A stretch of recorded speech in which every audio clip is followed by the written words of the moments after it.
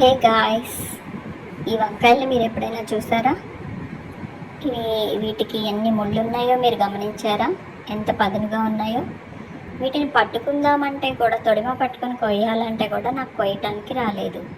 మరి మీరైతే ఇలాంటి వంకాయలను ఎప్పుడైనా కోసారా? కోస్తే ఎలా మేనేజ్ చేశారు అనేది కామెంట్ సెక్షన్లో చెప్పండి నాకు. మరి నేనైతే ఎలా కొయ్యాలా అని కాసేపు ఆలోచించాను. ఆ తర్వాత నాకు ఒక ఐడియా తట్టింది. మంచి ఆర్గానిక్ వంకాయలండి. చూడ్డానికి పుచ్చులు పుచ్చులు ఉన్నట్టుగా కనిపించిన, కోసేటప్పుడు అసలు పెద్దగా పుచ్చులు కూడా రాలేదు. టేస్ట్ అయితే కర్రీ అద్భుతం అండి.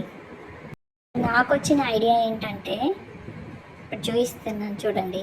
ఈ కట్టర్తో నేను వంకాయని దాని మీద కడిగేసి, ఉప్పు నీళ్ళలో కడిగి దాని మీద ప్లేస్ చేసి ప్రెస్ చేశానండి. ముక్కలు ముక్కలు కింద పడ్డాయి.